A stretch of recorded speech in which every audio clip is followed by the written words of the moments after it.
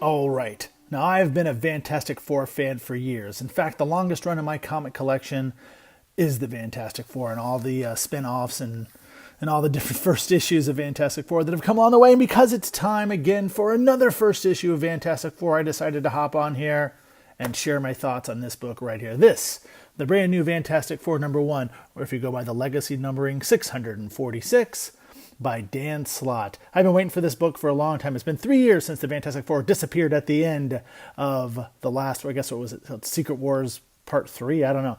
But since the Fantastic Four left the Marvel Universe, never to be seen again, and now, I guess they're back. Let's check out the Fantastic Four #1. First off, I really got to say I like this. It opens with this really cool Steve Ditko tribute. I don't know if all the Marvel books this month shipped with this tribute or not, but it's great. It says, Steve Ditko, 1927 to 2018. Legendary artist and creator Steve Ditko built an incredible legacy of work that changed the comic book industry forever. Ditko joined the House of Ideas in 1958.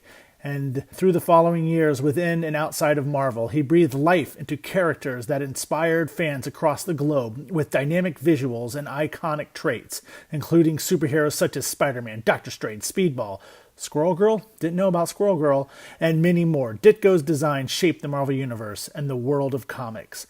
And he continued to bring his unparalleled vision to life through his work across the industry for decades. His characters touched the hearts of fans everywhere, and the influence of his art will live on in comic books for ages to come. Thank you, Steve. What a nice tribute to Steve Ditko right there on the first page of this new Fantastic Four #1. Well, let's jump into it. Fantastic Four #1. Let's see what it says here. A brilliant scientist, his best friend, the woman he loved, and her fiery-tempered kid brother. Together, they braved the unknown terrors of outer space and were changed by cosmic rays into something more than merely human. They became the Fantastic Four, but were separated by tragedy. The world believes that Reed and Sue Richards, along with the Future Foundation, sacrificed themselves to stop a universal catastrophe. That's a mouthful. Ben Grimm, a.k.a. The Thing, also believes them to be dead. But Johnny Storm hasn't given up hope that the rest of his family is out there somewhere. That's right, it is his family. Sue is his sister. Franklin and Val are his niece and nephew. But this brings us to the first page. I gotta say, wow. Who is this? Because this does not look like Reed Richards at all. Maybe there's a story reason why Reed looks like this, but this is not. Yeah, I don't know what to say about Reed's face here. It is creepy. He should not be. Looks like a guy who should not be around children here the way he's illustrated. But we're gonna let that go because this is Fantastic Four #1. We're gonna see what's going on here. It opens up with Alicia and Ben out shopping and. I guess this is where the synopsis said they're going to pick up some cats. They get new kittens. Wyatt and Johnny are at a baseball game. So life is continuing for the Fantastic Four until this happens. Poof. It looks like the call is sent for the Fantastic Four once more. Ben sees it and so does Johnny. Johnny immediately figures that Reed and Sue are back. Flame on, the series says. And more importantly, it means they're back. But Ben doesn't believe that they're back. Ben knows, like he knows in his heart of hearts that Reed and Sue are gone. So Johnny goes to investigate, finds out it's just a couple of kids, a couple of course, the Yancey Street kids. It's the Yancey Street gang causing trouble again. Of course, Johnny's none too happy about that. Then this thing happens here. This is weird. So there's this newscast talking about reports are in, and we can confirm that the Fantastic Four signal in the sky earlier was a fake. I guess the whole world knows the Fantastic Four is gone. This is where I gotta go call shenanigans on lazy art. Here we have the reporter. Here it's the exact same image. It's the exact same image. It's the exact same image. They use the same image 5 times. I don't mind that so much in comics, but man, it's a talking head. Have some expression or something. It isn't just somebody standing in the background. So I'm already kind of turned off by this, but they use this moment to give you the origin of the Fantastic Four. So if this is somebody's first time picking up the book, could be worth it. Then we get over to here. This is where, again, our faceless, motionless reporter is talking, and they do these kind of in-camera interviews. There's the Thing. He doesn't want to give a comment. Then we have what they're calling Lady Medusa. I guess she's, the Inhumans Medusa. And now she first appeared in Fantastic Four #36. And at various points, she did serve as a member of the team. She joined for the first time in Fantastic Four 132. So if you ever want to go digging through some back issues looking for some keys with Lady Medusa, check those out. They're also talking to Crystal. Whoa, Crystal's hair looks, wow. Okay, she got herself a haircut. Anyway, so Crystal, now she first appeared in Fantastic Four number 45. She joined the team with issue 81, and that was when I think Sue was pregnant with Franklin. Now, I'm not sure what's going on with current continuity. I believe she was married or is married to Quicksilver. That's Magneto's son. I don't know the status of that. It's the Marvel Universe I've kind of checked out lately, so I don't know if she's still married or not. Now we have Luke Cage, who I had forgotten. Luke Cage was once a member of the Fantastic Four. He joined for a very short time in 1976. He joined when the Thing had lost his powers. I believe that was issue 1. Of course I know it's issue 168. I have it right here. This is when Luke Cage's Power Man joined the Fantastic Four. Yes, the Thing, or Ben Grimm, had lost his powers. They're also interviewing, looks like Jennifer Walters, yes, the She-Hulk. Now, Jennifer Walters joined the team, or I should say She-Hulk joined the team in issue 265 during John Byrne's run. And she replaced the Thing following the events of Marvel Superhero Secret Wars, the original Secret Wars, the good one. Oh, what do we got here? Gene commenting that Medusa is the only character to have been a member of the Fantastic Four and the Frightful Four. Interesting fact. Did not know that. Thanks, Gene. All right, moving on. Yes, Heidi, Luke Cage was, in fact, a member of the Fantastic Four for a short time. It was the 70s, man. Everything was cool and hip in the 1970s. But so those two kids who fired off the flare of the Yancey Street Gang, it turns out the Thing has hired Jennifer Walters to represent them. I'm not sure she really needed to, because it says here that the Thing dropped the charges, and if he dropped the charges, there's really no reason they should even have to appear in court or that they should require an attorney. Johnny's none too happy about that. So we joined Ben, and he's this is not the Baxter Building, so I'm not sure what building he's going to, and he's talking to a character named Shecky. I don't know where Shecky falls into the continuity. I haven't been reading the Marvel Toon 1 series, so maybe he's in there. But this seems like kind of almost a museum or kind of a repository of Fantastic Four memorabilia. You can see that this is where the flare gun was taken.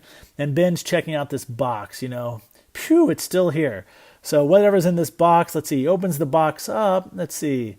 And he tells this story. This is a really cool kind of, it's a story that we've never seen before. It's a story that happened in the Fantastic Four's past, where they were trapped in another dimension, and this character had a staff with this stone in it. And if, let's see what it says. The stone needs to be activated. Sue is asking how to do it, which one of their powers will do it. And she says, it's not the powers, it needs to be the best singer. And we have a little comedy moment. This is what was great about the Fantastic Four. Some family comedy. This family drama is good, but the family comedy is always the best. So they'd elect that Johnny, much to Sue's chagrin, that Johnny should be the one to sing. And Wyatt's there on this mission as well. And here we have, he sings, and it brings him back home. So it's kind of this moment where the Fantastic Four were lost and they came back home, but they were all together at this point. So it's kind of a nice little flashback story.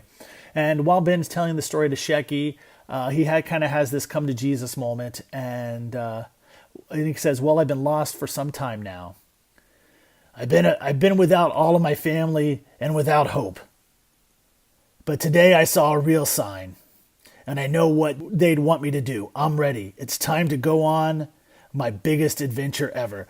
So Ben goes and sees Alyssa Masters, that is, and he proposes to her. How awesome is that? I don't want to get too far past this point because I don't want to spoil what happens in the book. You have Johnny. He comes to announce the engagement, and he gets upset because Ben asked Johnny to be his best man. And he's like, no, Reed Richards needs to be the best man. That should be your best man. But Ben has come to the realization that the Fantastic Four are not coming home. But Johnny refuses to accept it. And they have a really sweet moment. Johnny, in a rage, takes off, and he's looking for a sign from Reed. A sign that never comes. And he finally, this is a great scene. He comes back down, and they're like, it's true, isn't it? They're really gone. I'm sorry. And they have this great moment. The surviving members of the Fantastic Four have this great moment. I don't want to spoil what happens next, because, the book's still new. You should read it. But I do want to point out, we've made it this far. That is actually the end of the main story. There's only a few pages left, and there's still no reunite. The Fantastic Four do not reunite. I will tell you this, without spoiling too much. The Fantastic Four do not reunite in this book. We'll talk more about that in a minute, because there is a backup story. Apparently, Dr. Doom, I don't know what happened. Last time I checked on Doom, he was Iron Man or a version of Iron Man, and now he seems to be back to Doom. At the end of the last Secret Wars, I guess it was Secret Wars 3, his face had been returned to normal, but it's implied here that he's scarred and mutilated as he has been in the past. and he comes to the realization that he can't be a hero. He has to be who he is, and he is Doctor Doom.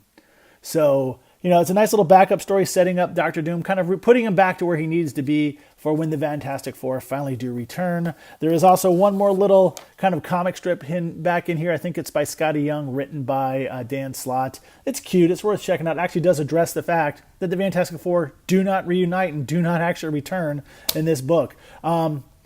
This is a good book. It's Dan Slott. I haven't been a fan of Dan Slott's work for a while, but I got to say I really enjoyed this book. There were some problems with it. There were little story problems, and it was way padded, way too much padding in this book. It did not feel like a first issue. Did not feel like it should be the first issue of a new Fantastic Four run. Kind of felt like it should have been a 0 issue or the final issue of the current Marvel 2-in-1 run, because again, we do not have this scene on the cover. Does not happen in this book. The Fantastic Four are not reunited with this issue. So this is not it says it's back. The Fantastic Four were not back with this book. So as a fan of the FF, it was a bit of a letdown. If you're new to the Fantastic Four and this is your first time picking up, it's a good primer on the Fantastic Four. Explains their origin, really introduces Ben and Johnny, and kind of the legacy of Sue and Reed. Though Sue and Reed are barely in the book. So for a new reader of Fantastic Four, I'm not going to say don't pick it up. For a Fantastic Four fan like myself, we're kind of obligated to get it. But for even for someone who's not necessarily a fan of the Fantastic Four, it's worth checking out. I recommend it. It's a little pricey at $6 a book, and there's a ton of variant coverage you can get at. I'm sure your local comic shop probably has the different variants. I know mine does. Past, Present, Future Comics in West Palm Beach. They have 2 stores down south as well. So if you're in the area, if you go to your local comic shop, pick this up, or if you're in my area, go to Past, Present, Future, pick it up. It's an investment of $6, but it's a good story. It's worth checking out. It wasn't my favorite. It's not the best Fantastic Four story you're ever going to read. In fact, all these other books back here, like this one, are much better stories, but I'm going to hesitantly give it a recommendation. So that's about it. It should have been better than that. Let me also talk about PalmCon. PalmCon is coming up. The PalmCon Cruise, the 2018 inaugural voyage of the PalmCon Cruise, October 12th to the 14th. It's a Comic-Con on a cruise ship, 3 days and 2 nights aboard the Grand Classica. All the comforts of a modern cruise ship combined with the fun and excitement of PalmCon. Tickets start at $180, or cabins start at $185. They're actually, we dropped the price a little bit. I think they're $170 now. We have to update the website, but if you call the cruise line at 1-800-293-3832, they'll be happy to set you up and tell you all about it and get you a cabin. We just announced some new guests. We have the Kitchen Killers joining us on board. We have Jay Howell, who's a makeup artist who worked on The Walking Dead. He's on board. We have a lot of cool people on board. We have a bunch of announcements, at least 4 announcements coming up in the next few days. So keep an eye on the PalmCon website, also the Facebook page, and of course the Cosmic Times Facebook page and Twitter and all that good stuff. So yeah, awesome stuff coming for the PalmCon cruise, October 12th to the 14th. Again, check out palmcon.net. And I think that's about it. I ask you, just do me one favor. Hit the like button. Oh, one more favor. Hit the subscribe button so that you're subscribed to our YouTube channel. And hit the bell so you're notified every time a new video comes up. So I guess that's 3 favors if you're on YouTube. So anyways, that's about it. I recommend hesitantly Fantastic Four #1. I'm in it. I'm going to wait for the second issue before I really give it judgment because, like I said, this didn't really represent what a first issue should be. It should have been more of a 0 issue. But that's about it. Until next time, stay cosmic.